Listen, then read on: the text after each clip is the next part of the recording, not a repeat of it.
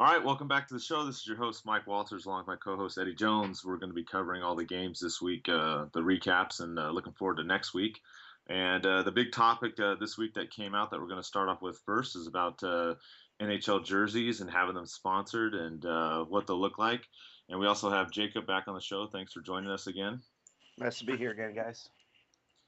So first off, the initial reaction to Eddie and Jacob, whoever wants to go first, it doesn't matter to me, but is no, basically, or hell no, is what most of the fans have been saying as far as the news with the jerseys coming out. And I guess I'll just roll with you first, Eddie.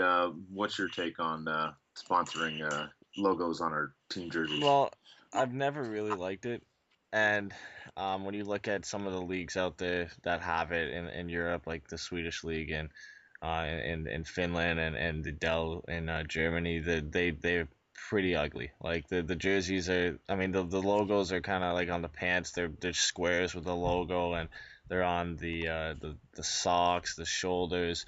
There's an article on Sportsnet that talks about it that has a picture, and I think purposely they put the worst jerseys possible. It's got McDonald's on like the socks and the shoulders, and then about three different ads on the arms and a square ad on the pants. So I'm not happy about it, and I think the thing that's most disturbing is these aren't just rumors anymore.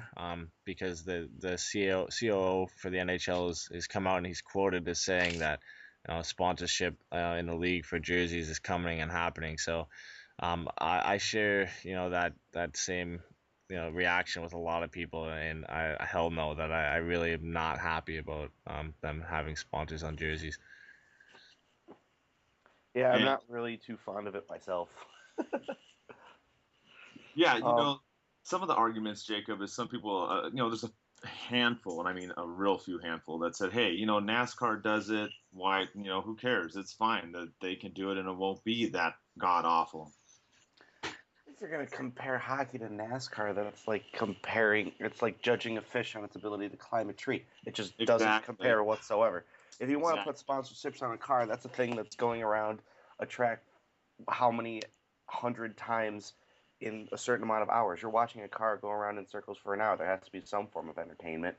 But as far as hockey goes, it's not about the sponsorship. These teams make enough money as it is.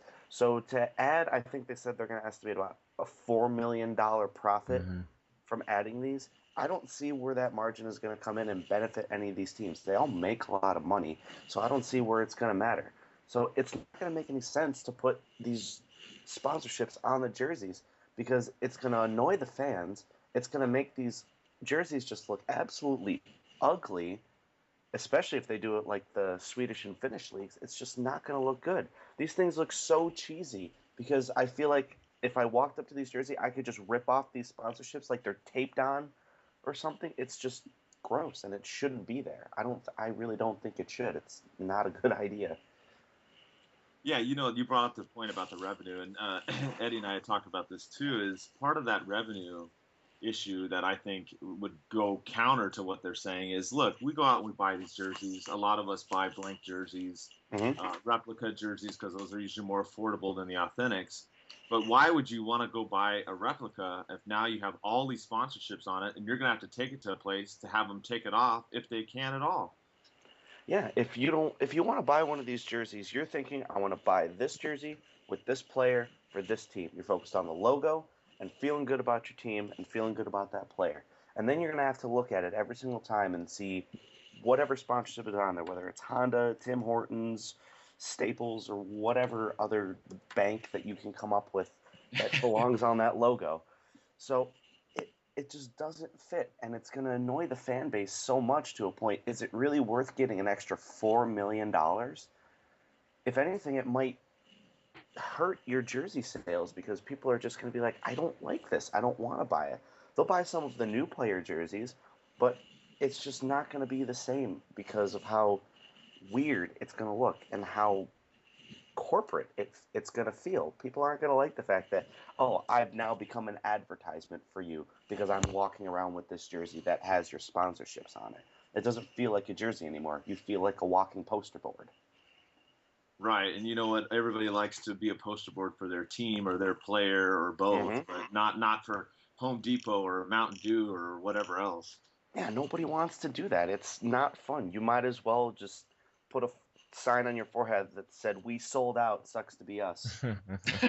Yeah, exactly. And like when you guys were talking about the funding that coming in at like the 120 million for per team kind of revenue that they'd be bringing in, and really does that benefit many of the teams, or does it really only benefits some of the teams that aren't making a lot of money, like Florida and Phoenix and a couple other teams, like for the Leafs or the Habs, or for a lot of the Canadian market teams and some of the more popular American teams, it doesn't really benefit them at all. Well, obviously they're gonna like more money, but is 4 million really a huge deal to some of these teams when they make their multi-million dollar corporations?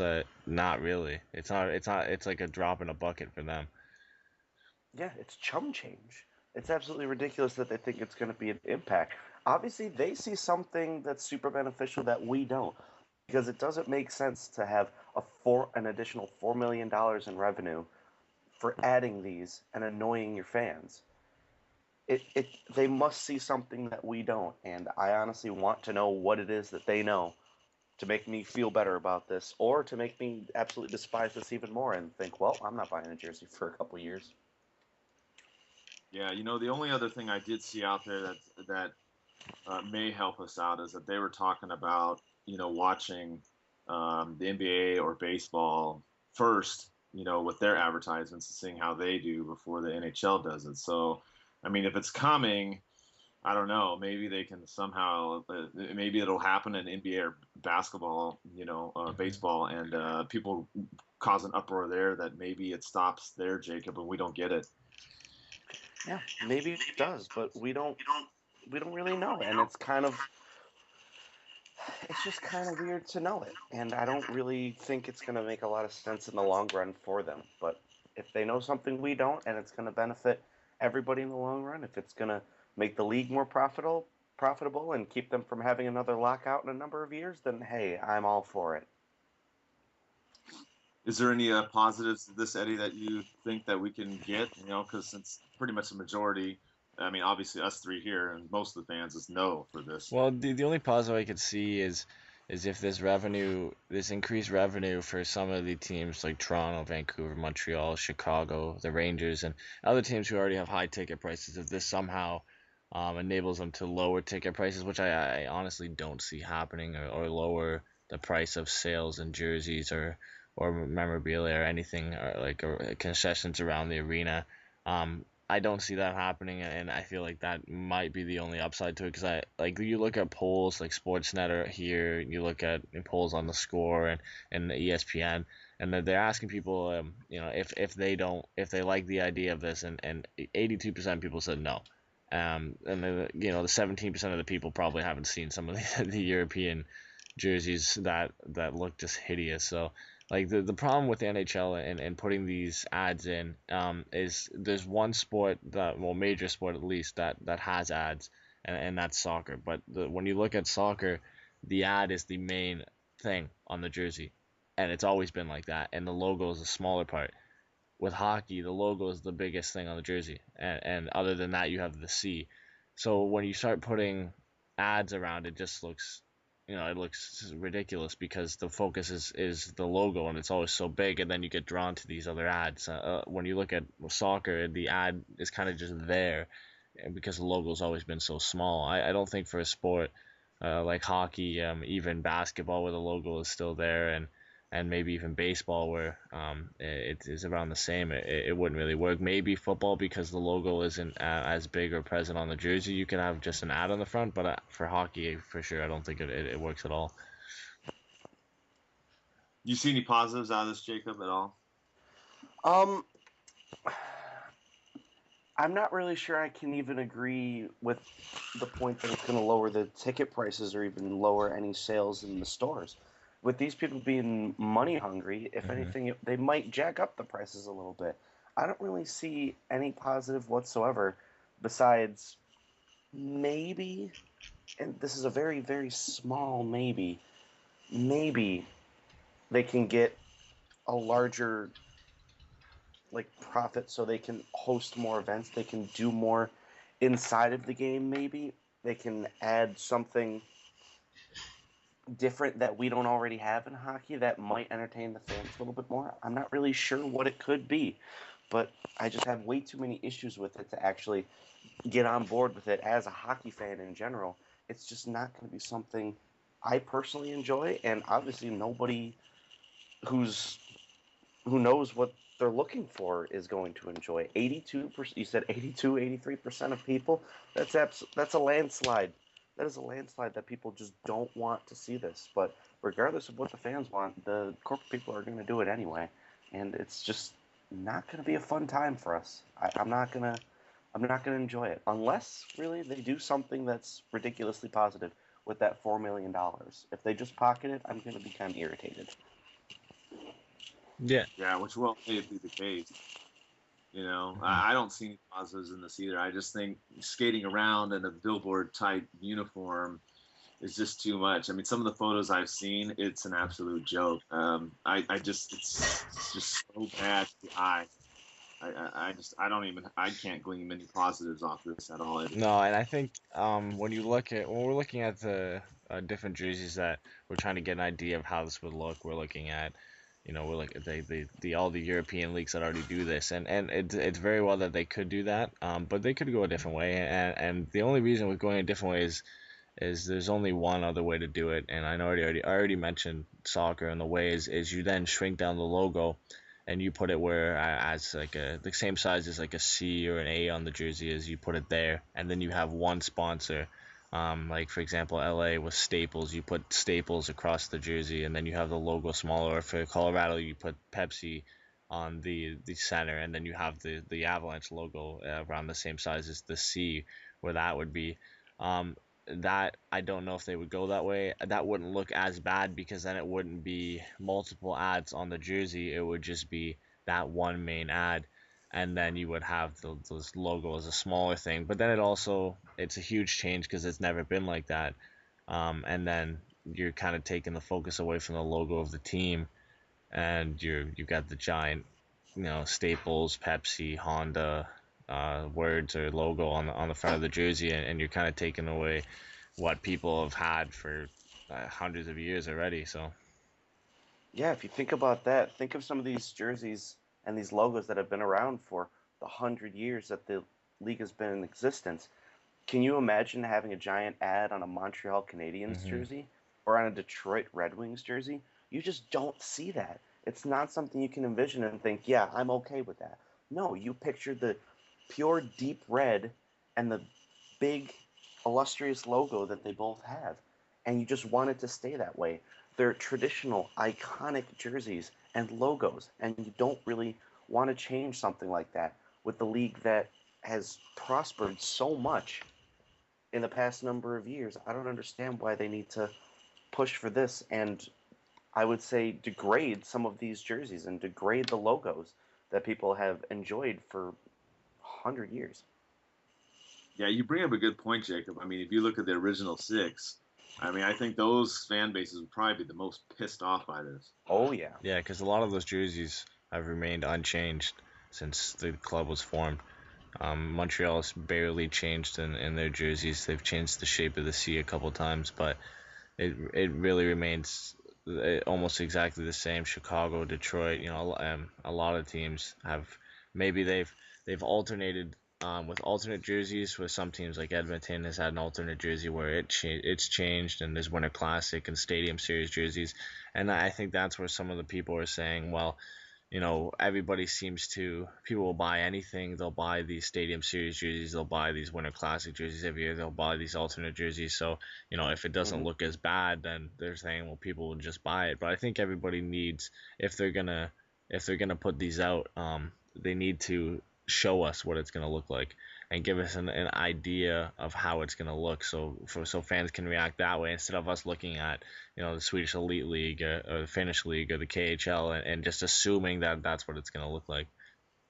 Yeah, they're being too vague with it. I would love to see an example so they're not getting an uproar, and as soon as they reveal it, people aren't going to think, oh, it's not as bad, or yep, just as bad as I thought. I'm going to hate this. So they're going to have a okay or a negative reaction with the press they're getting right now. If they gave an example sooner, or if they gave some sort of example when he said it's coming and happening, I don't think they would have gotten as negative of a reaction unless it was as bad as the Swedish and Finnish league. Then, oh boy. Yeah. Yeah, I mean, unless that logo is really small, like you're talking about, Eddie. I mean, you're going to have people like myself. I'm going to go to Monkey Sports, for example, or wherever you go to get your jersey done, and I'm going to see if they can remove all the logos. Because if they're not going to remove them, I'm not going to buy a jersey with tons of advertisements and large, size or design or whatever. Yeah, and I think it just goes back to what it's going to look like, because we already see logos on jerseys, Reebok, Bauer, but they're small writing on the helmet, writing on the pants, on the thumb of the glove. Well, yeah, that's the branding. Yeah, exactly. So, but like if you start putting more of those and multiple amounts on a jersey, it's gonna look gaudy and it's gonna look dumb. Like the Penguins and a lot of other teams, for example, they have smaller logos on the pants, like for their team, and on the helmet, and like I said, I think the only one that unless they could come out with a different design that would look great, is I'd like to see what they would do if they made the logo the smaller, about the same size as the C, and then put the ad on the front, see how that looks, because people are familiar with that design from soccer. But other than that, like I don't see how it works in hockey, and I definitely don't see how it works in a sport like baseball or basketball as well. Yeah, I don't either. It just doesn't fit whatsoever. Yeah, that's pretty much the consensus, and we're just going to have to wait and see. Thanks for joining us this week, Jacob, and we'll have you back, obviously, for more topics, or if we talk about the Sabres or the Sharks or whatnot. And that's going to wrap it up for this discussion for now. All right, cool. Thanks, guys. All right, now we're going to pick up with the game reviews from this past week. A lot of things happening, especially if you're playing fantasy hockey. A lot of craziness with the starting lineup for the Ducks. Going back to Sunday against Colorado, Eddie, we found out that Anderson and Gibson both would not play, both being injured. And we had LaBarbera going net. All this kind of last minute. The Ducks ended up prevailing in that game, but a lot of crazy goalie shifting, Eddie. Yeah, emergency start for LaBarbera, and he comes in. He doesn't really have a strong game. He lets in a really weak goal as the first one, and the second one he let in wasn't that good either. And just right before the game, it was a little bit of an awkward situation. And then Fowler ended up getting his first goal, and Lindholm scored too. So there wasn't a lot of organization in the game too. And then luckily Getzlaf and Perry were playing. Yeah, we ended up pulling that one out. I mean, we got down, like you said, 1-0. Then we got down 2-1. Hampus and then Cam Fowler with the game winner, and the Ducks were able to come back and pull that one out.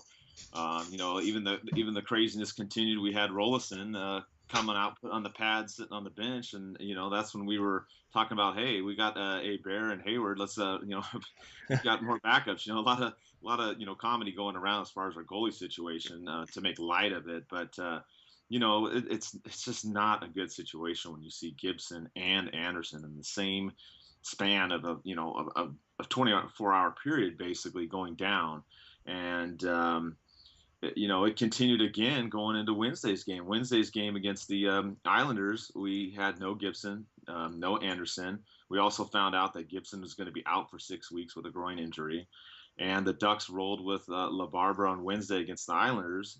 And to even add more craziness to the situation, minutes before the game, they announced that Perry and Getzlaf were out because of the flu. And apparently most of the players on the team took the flu shot, and now, there's that problem, Eddie. Yeah, and just to add to the crazies, like you said, that now Getzlaf and Perry, before the game, I was feeling pretty good, and then I look at Twitter about an hour before the game, and Getzlaf and Perry out with the flu, and I was like, oh, great. And then we were wondering if Anderson was going to start, and then we hear LaBarbera's going to get the start, and we're like, well, can it get any worse than having Getzlaf and Perry out and having LaBarbera start? And to be fair to him, he didn't have a bad game. He stopped 33 shots, but he still had 3 goals, and ultimately we lost the game in overtime. But I even, usually I'm not happy getting 1 point, but to have Getzlaf and Perry out and have LaBarbera have to start getting a point was good, but obviously I would have rather have 2, but hey, when you have your 2 best players out and both your starting goalies both your 2 top goalies out, getting a point is not such a bad thing. Yeah, especially after that first period. I mean, the Ducks just looked so out of it. I mean, they were just, I don't know if they were tired, asleep, just not motivated without, two of their all-stars, plus, like you said, the goalies being out. Also we had that, they brought up Bobkoff and then they sent him back down. So there's all kinds of craziness going on. And then it looked like in the second period, the Ducks could do nothing wrong. They were on Mm-hmm. fire. I mean, they were just, the ice was totally tilted the second and third period against the Islanders. I really thought the Ducks could have won that game in regulation. It certainly wasn't for a lack of effort in Well, the yeah, second and and third it, periods. it might have been just shock for them too. If they just found out right before the game that Getzlaf and Perry are out, and then they got to figure out what's going to go on. Line changes happen, and all of a sudden, you're playing without your two best players and your captain. And it also could be possible that a lot of guys are suffering from the flu and just they're still playing. It's not as bad as Getzlaf and Perry, and they're all just a bit lag from the flu. So it could be a couple of those things, but in the end we picked up a point, and it's a lot better than how I thought it was going to be when I first heard that they were both out. Yeah, I agree. And I know some of the fans told me that they're disappointed. Oh, we got a point, and that's not great. And I go, well, wait a sec. You got all these guys with the flu and injuries. And, we went to overtime and we basically lost on the questionable power play that the Islanders were given. I'm not going to go more into it other than that play looked a little bit embellished to me. But, I'm happy with the way we came out with all the craziness going on, the line changing, like you said, Eddie. Yeah, and we saw some of that in Phoenix as well, or in Arizona. We saw Anderson come back in. Perry was still out, but Getzlaf was in, and a lot of question before the game if Perry was going to start. We heard that Getzlaf was most likely in if Perry was a game time decision and ends up not being in. He might not even be ready for the game we're going to talk about against Vancouver today, but we don't. It seems like the flu's at least the flu bug that he has is a lot worse than initially thought.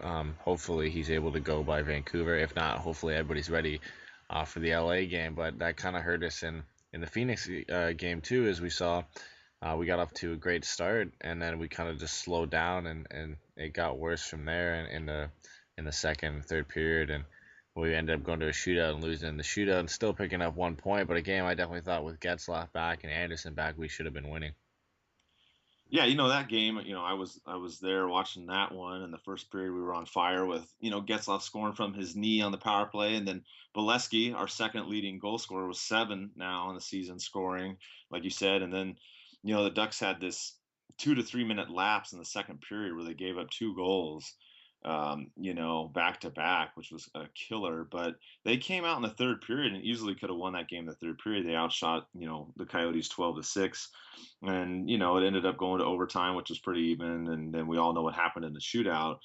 We got a point. This one I was a little bit more disappointed. I thought this one we could have gotten 2 points in regulation. I mean, I'm not upset we got one, but this one especially, I thought we could have gotten what we needed with only having Perry out and Getzlaf and Anderson back in.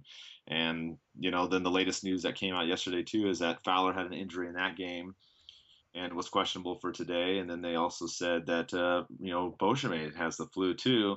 And I saw another report, which I couldn't confirm, but it looked like that Hampus was dealing with the flu too. So I suspect, Eddie, that there's a lot more players with it, and they're just not saying for obvious reasons.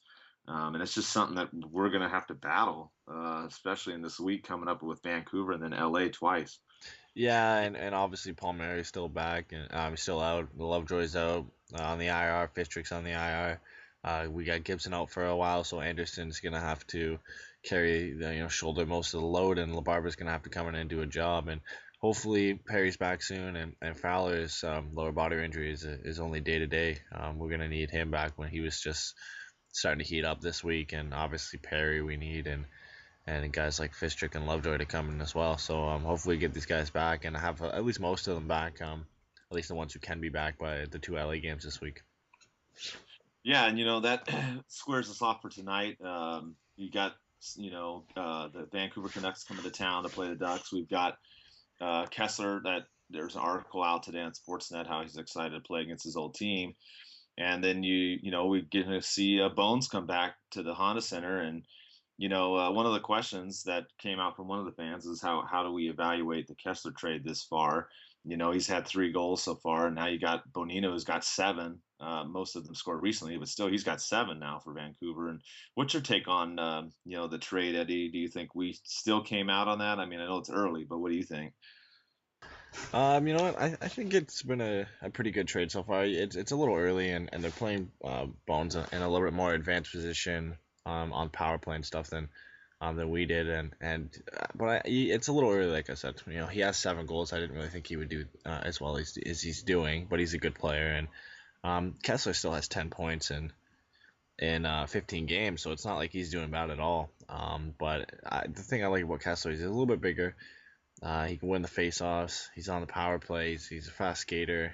He's doing more things than just getting points. And if he finishes with 40, 50, and even if Bonino finishes with more than him, I'm still not going to be that disappointed. But if Kessler ends up finishing with like 30, 35 points, and then Bonino's like up with 40 and 50, then I'm definitely going to think, well, maybe we shouldn't have made the trade. But then if we go on and win the cup anyway, I'm not going to be too disappointed. So I think it's a little bit too early to tell so far. Well, yeah, and I think the other issue too that people forget is like you said, is the physical presence and also the face-off winning percentage. I can't remember what the stat was last year, but Bones was really really low. You know, um, Seeing what happened with him in the playoffs, and I think that was a large reason why we went out and got Kessler.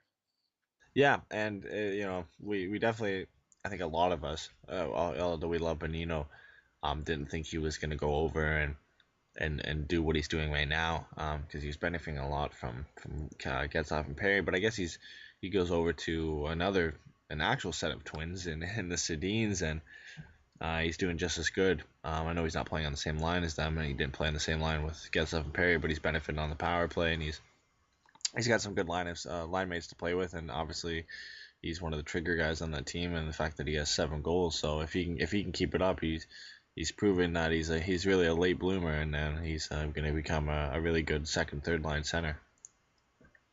Yeah, it's going to be fun, to see him again to play tonight, and it's going to be a good game. I think, even with the injuries and the flu bug going around, I think the Ducks should be able to win this game tonight, Eddie. I mean, I think Kessler's going to be fired up. He's obviously going to be one to watch, and I think the rest of the team, with the 2 overtime losses, I think they're going to be ready to go. Yeah, and there should be no Ryan Miller tonight for Vancouver after they started him against LA last night. So definitely should be a lot easier in that department with Eddie Lack coming in, and hopefully we have Anderson ready to go, and we'll be able to win that goalie battle unless Lack stands on his head. And Vancouver, although being 10-5, have conceded a lot of goals. One of the worst in the Western Conference with 43.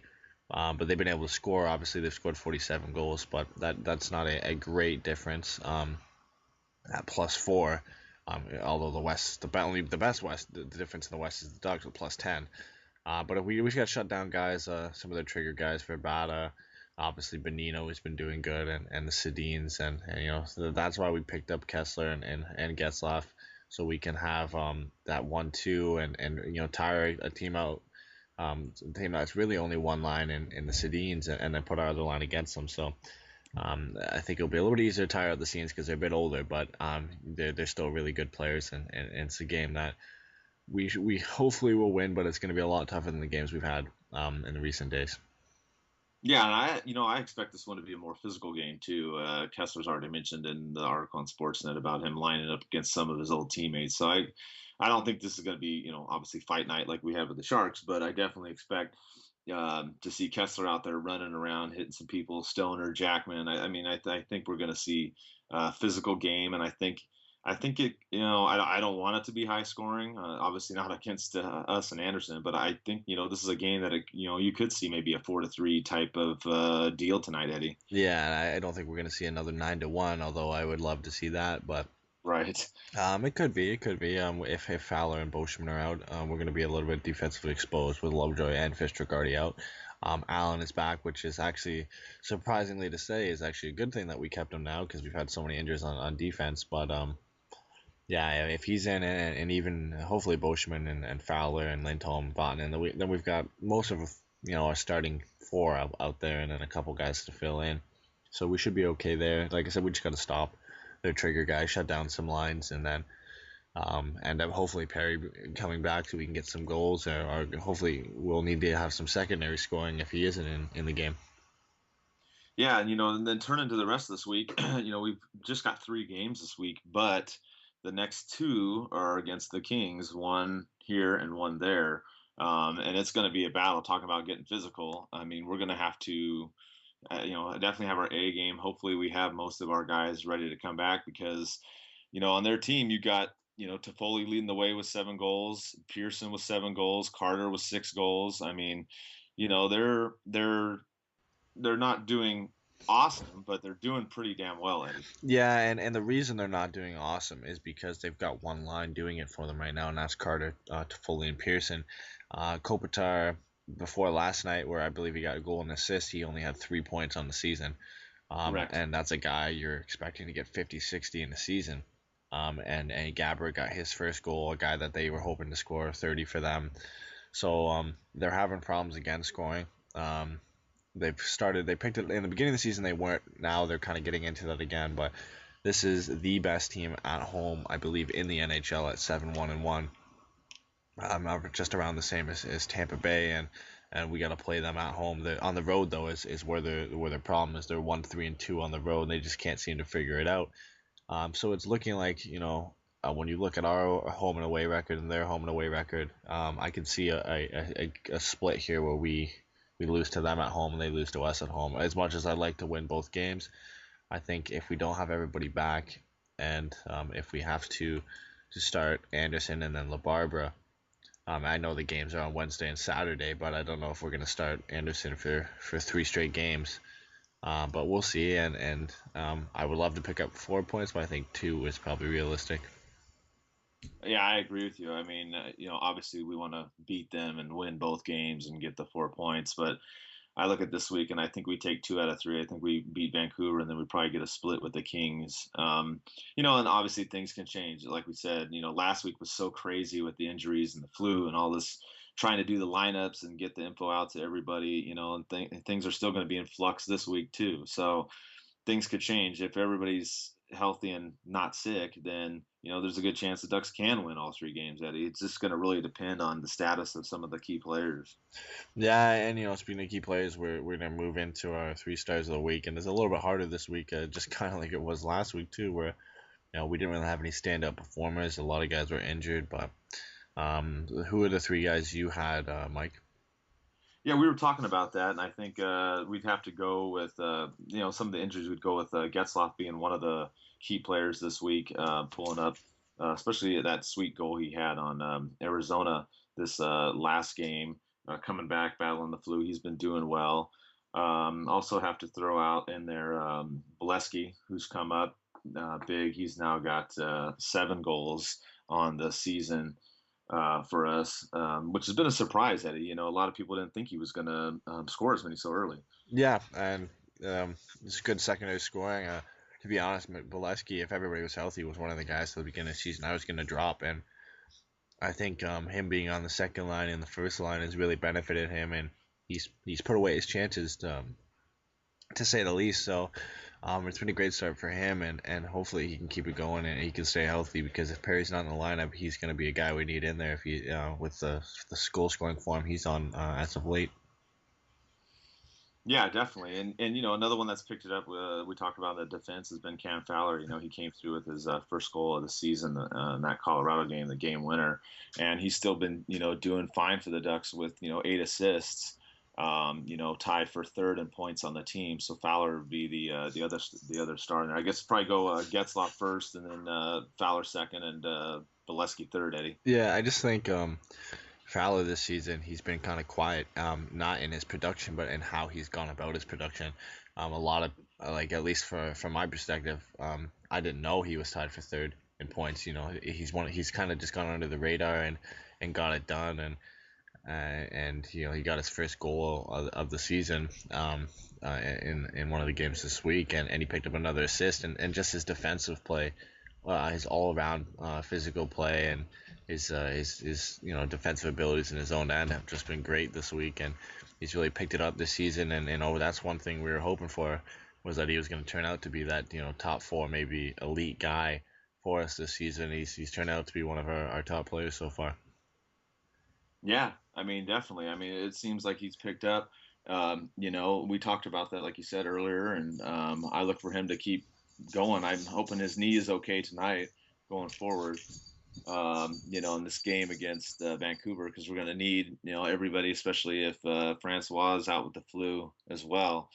So it's going to be a good, week. I think we'll do fine. The Ducks are still, even with the overtime losses, we still have the best record, and we're still going forward. And everybody just keep following along on the blog. We'll keep doing all the player updates on Twitter and Facebook and whatnot. And we'll be giving away every home game. We'll be giving away prizes as well for people that follow the podcast and the email list. And that's it for this week. Let's go, Ducks. The Anaheim Ducks are the Stanley Cup champions.